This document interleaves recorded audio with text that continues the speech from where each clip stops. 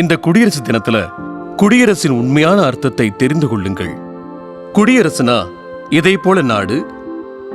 எங்க உண்மையான பவர் மக்கள் கையில் இருக்கோ, இங்க பல பேரு இந்த பவரை மாற்றத்தை உண்டு பண்ண உபயோகிச்சிருக்காங்க. என் அம்மாவுக்கு என்னாச்சுன்னா எந்த ஒரு சிகிச்சையும் கிடைக்காம அவங்க செத்து போனாங்க. கிராமத்துல அது குழந்தையோ வயசானவங்களோ சிகிச்சை இல்லாம இறந்து போயிடக்கூடாது. அப்ப நான் அவங்கள எப்படி ஹாஸ்பிட்டல் அழைச்சிட்டு போறது? ஒரு நாள் தேயிலை தோட்டத்துல வேலை செஞ்சுட்டே இருந்தப்போ ஒரு ஆள் விழுந்துட்டாரு. நான் உடனே மோட்டார் சைக்கிள்ல அழைச்சிட்டு போனேன்.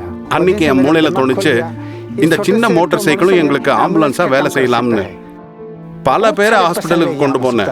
3000 நோயாளிங்க, குழந்தையில இருந்து வயசானவங்க வரைக்கும் குறைஞ்சது 10-15 கிராமத்தவங்களை கொண்டு போறேன். நான் என் மகன் பிரகாஷ் காலேஜில் அட்மிஷன் வாங்கிட்டு திரும்பி வந்துகிட்டு இருந்தான். ஒரு பள்ளத்துல தடுமாறி விழுந்து ஆக்சிடென்ட் ஆயிடுச்சு.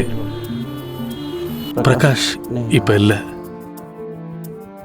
அப்ப நிறைய நிகழ்வுகளை நான் கேள்விப்பட்டேன். மவன் அம்மாவை இழந்துட்டான். அதே மாதிரி ஆக்சிடென்ட் நடந்துச்சு பாந்திராவிலையும். இந்த எல்லா ஆக்சிடென்ட்களும் நடக்குது ரோட்ல இருக்கிற பள்ளத்தால தான். இத பத்தி நான் யோசிச்சேன், நாம இந்த பள்ளத்தெல்லாம் ஏன் மூடக்கூடாதுன்னு. அதனால நான் பட்ட துயரத்தை வேற யாரும் அனுபவிக்க வேண்டாம் இல்ல. ஒவ்வொரு ஞாயிற்றுக்கிழமையும் நாங்க கூடி பேசுவோம். இன்னைக்கு எங்க பள்ளத்தை மூட போவோம்னு. அதுக்காக திட்டம் போடுவோம். நாங்க பள்ளங்களை மூடிக்கிட்டே போனோம். எங்களுக்கே தெரியல இது வரைக்கும் நாங்க 350 பள்ளத்தை மூடிட்டோம்னு.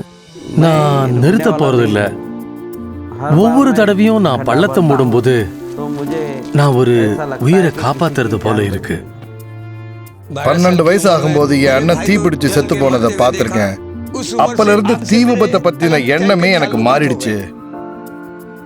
ஃபயர் பிரிகேடோட மணி சத்தம் கேட்கும் போதெல்லாம் நானும் டாக்ஸியோ பஸ்ஸோ பிடிச்சு கிளம்பிடுவேன்.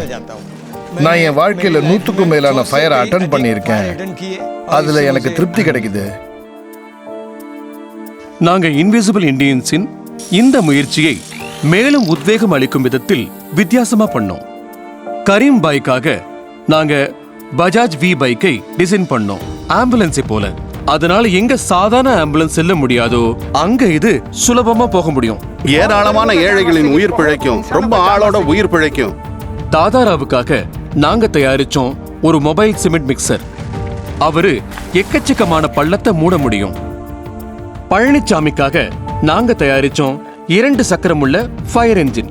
அதனால சாதாரண ஃபயர் பிரிகேட் போக முடியாத சின்ன சின்ன சந்திலையும் இது புகுந்து போய் சேரும். இந்த இன்விசிபிள் இந்தியன்ஸ் போலவே எப்போது அனைவரும் முற்பட்டு மாற்றத்தை ஏற்படுத்த முயற்சிக்கிறோமோ அப்போதுதான் இந்த நாடு உண்மையான குடியரசு என்று கூற முடியும்.